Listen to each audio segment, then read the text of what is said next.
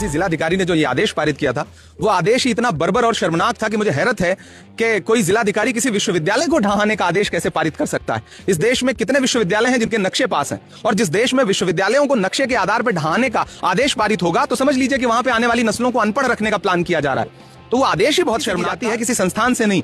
आप विश्वविद्यालयों को संजोइए, वहां हजारों हजार छात्र पढ़ते हैं, कोशिश करिए कि वहां और छात्र पढ़ें, उनको ढहाइए मत। विश्वविद्यालय, जौहर विश्वविद्यालय इस देश की एक विरासत है, उस पर सियासत मत। देशभक्ति सिर्फ किसी एक नारे या गीत को बोलने से साबित नहीं होती। देशभक्ति तब भी दिखाई देती है जब हम अपने देश के बच्चों की पढ़ाई, उनके भविष्य और देश की तरक्की के लिए आवाज उठाते हैं। हाल ही के एक इंटरव्यू में इमरान प्रताप गरी ने वंदे मातरम और जौहर यूनिवर्सिटी को लेकर कुछ ऐसी बातें कही जिसने एक बार फिर देश में शिक्षा और विकास को लेकर बहस छेड़ दी है।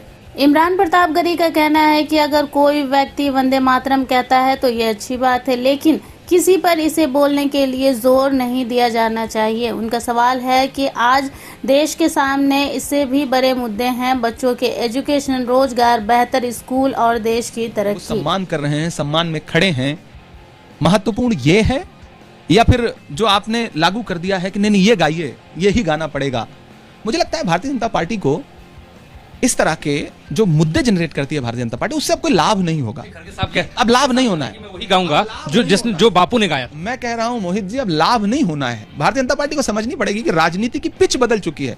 इन मुद्दों पे आप बहुत वोटों की फसल काट चुके हैं। अब देश भी समझ गया है कि असल मुद्दा ये नहीं है कि 2 बंद कौन गा रहा है कि 6 बंद कौन गा रहा है। भाजपा के 99.99% नेताओं को 2 बंद भी नहीं याद होंगे, और 20 बार विजुअल देश के मौजूद हैं जब टीवी चैनलों पे हकलाने लगे हैं, नहीं गा पाए हैं।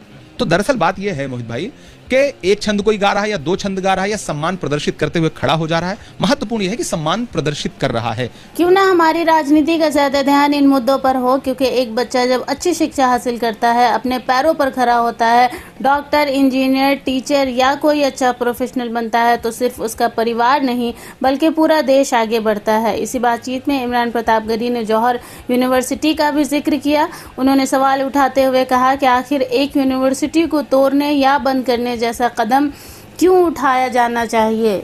इमरान प्रताप गरी के मुताबिक अगर किसी संस्था से जुड़े कोई विवाद हैं तो इसका हल कानून और बातचीत के रास्ते से होना चाहिए, क्योंकि इसका सबसे ज़्यादा असर उन बच्चों पर पड़ता है जो वहां पढ़ रहे हैं। सोचिए, एक तरफ बच्चे अपने सपनों के लिए किताबें खोल कर बैठे हैं और दूसरी तरफ अगर उनकी यूनिवर्सिटी ही बंद होने के या टूटने के खतरे में आ जाए तो इनके भविष्य का क्या होगा। दोस्तों, इमारतें दोबारा बन सकती हैं, लेकिन किसी बच्चे का खराब हुआ भविष्य को वापस बनाना इतना आसान नहीं होता। राजनीति अपनी जगह है, विचारधाराएं अपनी जगह है, लेकिन शिक्षा ऐसी चीज है जो हर बच्चे का अधिकार है। अगर हम सच में चाहते हैं कि भारत आगे बढ़े, दुनिया में अपना नाम बनाए, तो हमें अपने बच्चों को बेहतर शिक्षा, बेहतर मौके और बेहतर भविष्य देना होगा, क्योंकि देश सिर्फ नारों से नहीं बनता, देश बनता है उन बच्चों से जो आज किताबें लेकर कल का सपना देख रहे हैं। आइए बहस करें, सवाल करें, अपनी अपनी राय रखें, लेकिन इतना ज़रूर सोचें, हमारी लड़ाई किसी नारे से बड़ी होनी चाहिए, क्योंकि हमारे बच्चों का भविष्य सबसे बड़ा है। वीडियो पसंद आए तो लाइक करें, कमेंट करें, शेयर करें और बने रहें अन्य न्यूज़ के साथ।